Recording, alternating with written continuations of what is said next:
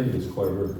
That was, she's absolutely right. I was looking through the big blue book, the volumes of the Matagorda County history over the weekend, and yeah, there's some great things to read in there. I'll start off with a quick story for you. As a kind of a parallel, a few years ago, I worked for a newspaper in Georgetown, Texas, family-owned newspaper, and occasionally we'd give tours through the paper, you know, Boy Scout troops, Scout packs, and elementary school classes. And so we would rotate who was going to give those tours, right? Because, I mean, it was a pretty good tour. The press was on the premises. And so the publisher came in my office one morning and unceremoniously said, "Seiferman, you're doing the tour this afternoon." I go, "Oh, okay, who's coming in?" He goes, "It's a Cub Scout pack." And so 2 o'clock that afternoon they came in. And I always like to use a little icebreaker. Clarence Strawbro, one of the matriarchs for this family that owned this newspaper, she had written a book called Land of Good Water back in 1973. And I like to go through there and kind of parse out some numbers of things that would be going on back in the 1800s in that particular area of Central Texas. And so when the kids came in, I'd already gone in, and I said, who knows what was going on here where we're standing in 1880? And of course, we're talking about 8, 9, 10-year-old boys, and they're all like, "Wait." And I said, well, here's what was happening right here in 1880. There were 50,000 head of cattle, 15,000 horses, 10,000 pigs, and about 8,000 sheep. And one kid, without hesitation, goes, "Gee, I bet they had 100,000 shovels." And I said, "You know what? I think you're right. Whoever was running the general store in Georgetown, Texas in 1880 was probably making a whole lot of money selling shovels." And, you know, coincidentally, as I was going through the Big Blue Book, I was looking at some of those numbers for Matagorda County about that time frame, and there were 30,000 head of cattle here. And I suspect probably about the same ratio of horses and swine and poultry and everything else. So we go back a long way. And, you know, I was a junior historian in junior high. Mary Bill Ingram, you know, was the advisor to our group. She contributed a lot of the material in those volumes.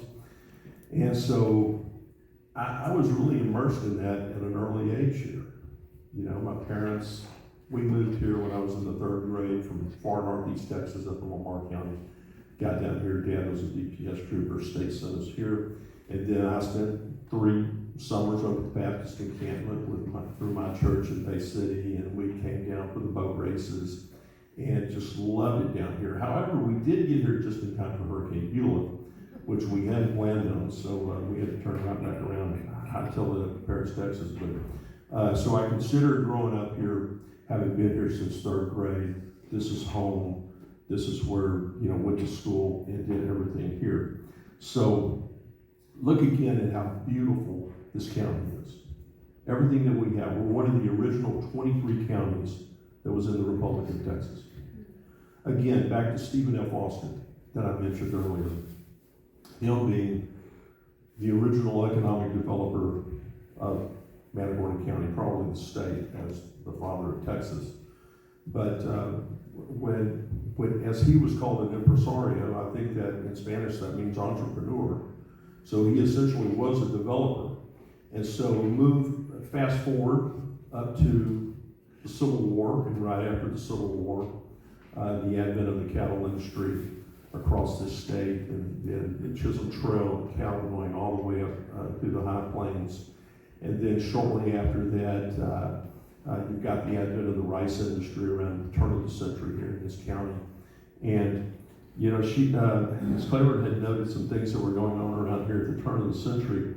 And I too saw some of those numbers. And there were 59,000 acres of farmland being farmed in this county at the turn of the century. And 6,000 roughly residents here in 1900 in the county. But as she noted, the population had pretty much more than doubled in Matagorda County by 1910. And largely a lot of that would have been to, you know, the city of Palacios being established in 1909, although there were certainly things going on here well before that, as the city was surveyed and laid out around 1902, the Luther's construction, 1903, 1904 time frame. So, you know, and interestingly enough, as I looked through James Michener's book, Texas, you know, Michener had written that book in about 1985, and I was going through the foreword in that book last night, and I noticed there was an acknowledgement to J.P. Bryan in the foreword of Mr. Michener's book, Texas. And Michener was thanking Mr. Bryan for his assistance in the research that he did around San Jacinto. And so I thought that was pretty interesting. J.P. Bryan's name just kind of jumped out at me, out of Michener's foreword. You know, you just never know what you're going to stumble across. And then I go down and I see memoirs later written by Cabeza de Vaca. And of course, de Vaca was going through all this area during the 1500s. And he actually shipwrecked just a little further northeast up the coast from here, probably around the county line of Brazoria, Matagorda County line. And what really jumped out at me was de Vaca later wrote that it became clearly evident to him and his crew that the only way they were ever going to escape this wretched place was to die. Safe to say he was not a fan of art. He didn't have that Stephen F. Austin vision for what would and could be here in Matagorda County. If you look at, you know, speaking of a little further up the coast, I was looking at pictures from the Galveston storm, the 1900 storm, and thought of the 1903 construction of the Luther. And a very good friend of mine a few years ago had bought an old Victorian house in Rosenberg and moved it out to some land that he had around Rocheron. And the house was built about 1904. Well, he had a contractor come in and they were working on it. The guy went up in the attic and he came down and he said, have you been up in the attic? Have you noticed how all the rafters are different colors? Some are turquoise green, some are blue, some are yellow. And he goes, no, I hadn't noticed that. He goes, well, all that was from the Galveston storm. And if you see all those pictures from the storm, there's mountains of lumber in the background from all the houses that were destroyed. So really up and down the coast, anything built in that 1901 to 1908 time frame, is, if it's cypress wood, because that's what was in Galveston, cypress wood, all lumbered in Louisiana, shipped out of New Orleans into Galveston. And all of that wood left over from the Galveston storm is in a lot of the buildings around here, and we don't know that, they don't know that. So if anybody, as Kelly, as people are going through the Luther, if you come across a different colored wood, you probably got some of that Galveston cypress over there in the Luther. I'm going to skip around here a little bit. When I was looking at the San Jacinto information and saw Mr. Bryan's name, I just happened to scroll down a little bit and I saw a quote from Sam Houston, and it was from his will, dated 1863. And since I was looking at Michener's, really it's more of a novel than anything. If you've read Texas or looked at it, it's about this thick. I haven't read it all, but Sam Houston had put in his will that my sons receive a solid and useful education, and I wish them to be early taught in utter contempt of novels. Sam was a little cantankerous, wasn't he? He always was a little cantankerous. So the life expectancy in Matagorda County in 1900, what do you think that was? 50s. It's 49. Yeah, it's 49 in 1900. So sometimes we get nostalgic and we look back and we think what it would be like to go back, you know, but yeah, even in 1850 it was like 36, you know, this was tough stuff. And every time I think about that, can you imagine you've got these people, most of the old 300, they were from Rhode Island, Connecticut, Massachusetts. Austin brings them by ship down the East Coast. They go through the Gulf. And what must they have been thinking after that long ship ride? They round Decros Point, they come through the Pascavallo, they come into the bay. Of course, there's nothing here, anywhere. And they say, this is where we're getting off. Where's that stupid up Austin? I'm gonna wring his neck, you know? Can you imagine the reaction when they got here? But got here they did, and that's what many of them were looking for, the adventure. You know, what they could establish here, make a new land for themselves. And so that's kind of where we're all at these 100 and 200 years later now, is here, we're still developing, we're still moving the county forward. Palacios is such a rich component for all of Matagorda County. And it's just a pleasure being in a room with so many people with so much vision. Folks, you don't see that everywhere.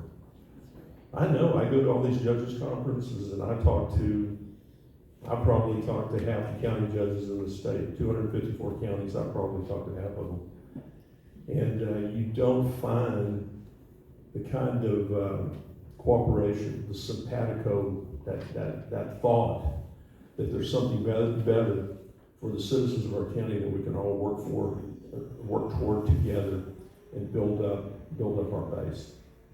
Because if you grew up here like I did, you know, there are segments of our county, even though most of our county is in an opportunity zone, and there's a chance for these companies that come here to invest to get all kinds of capital gains breaks and everything else if they invest here.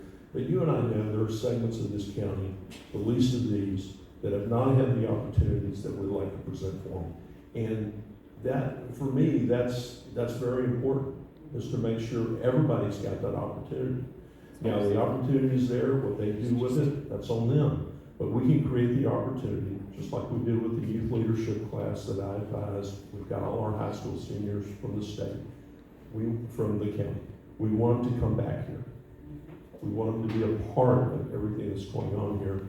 And that means providing opportunity and jobs, because it's got to change. It can't be like when I graduated from the University of Texas in 1983 and there was nothing for me to do to come back here. Nor most of the college graduates, because the population of this county has been static for 40 years. 1980, the population was the same pretty much as 2020. Folks, that's changing. It's already changed. And by the time we get to the 2030 census, we're going to see that in real numbers. The 2020 census was about 37,000 residents for this county. I would suspect we're probably somewhere around 42 or 43,000 right now. The housing and the building continues. By 2030, we could be one of the fast growth counties in the nation, by percentage. We could be one of the fastest growth counties in the nation by 2030. I really believe that. And responsible growth is a good thing.